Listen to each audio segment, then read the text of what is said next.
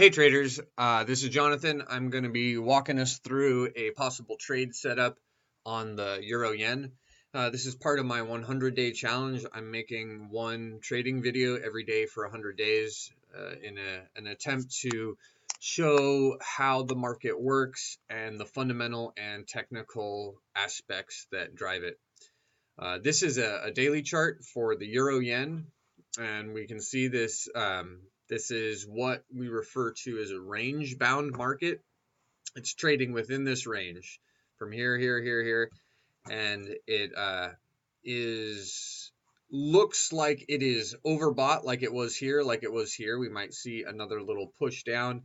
It was overbought here, came back, but it is engaging this 100-line moving average, which is a important moving resistance or support in the market. So just at a very first glance, stochastics are overbought, meaning that the sentiment of the market, the aggregate sentiment, is that more people are buying than selling. And usually when that happens, the positions end up getting closed, and when the positions get closed, the market turns around briefly. We'll have a sell-off. I'm not going to take a scalping trade off of the daily chart. There's just too much wiggle room, so I will be dialing it down into lower time frames so we can get a sense of where the market is really heading. One thing I wanted to touch on real quick is the value of correlating pairs. So we have this price action is moving up. I think that it's probably a good time to sell. I'm looking to get in on a short here with a stop loss above these previous highs and have a tight stop loss and see if we can't get some push down.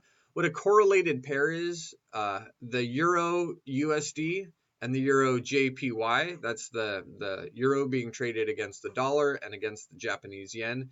If I go over here to the Euro USD on the daily chart, we see it had a similar setup where stochastics were overbought and price action was running into this 100-line moving average and price dropped. And so right now, the euro is in a downtrend. It hasn't changed market flow. In order to change market flow, price would have to come below this previous swing low, but it is coming down. You can see these candles are headed in a downward direction. So that's correlated to the euro yen because we're expecting a little bit of down movement. So that's another indicator that you can use to shore up your analysis of the market. So I'm going to come down onto the lower time frames, excuse me, and this looks a little double top there. Stochastics are still overbought, and we have this high being lower than this high, and we have this kind of trending down a little bit. That's a little bit of a divergence, which means that the sentiment might not be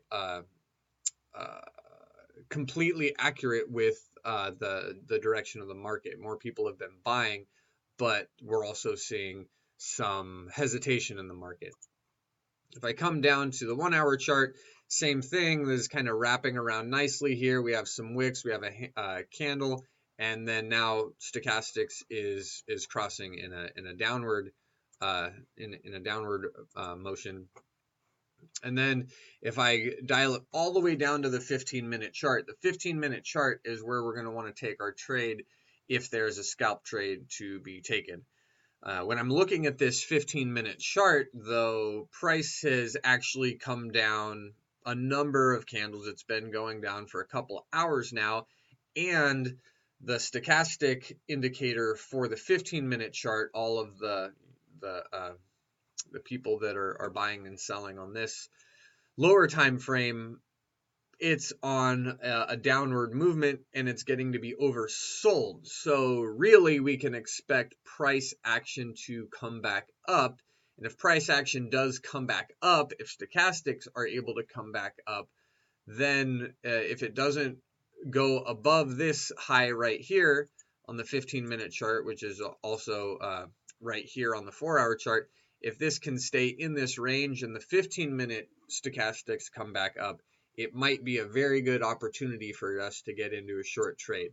So that's a top-down analysis for a possible scalping trade. The 15-minute doesn't look good yet, but everything else seems to look good.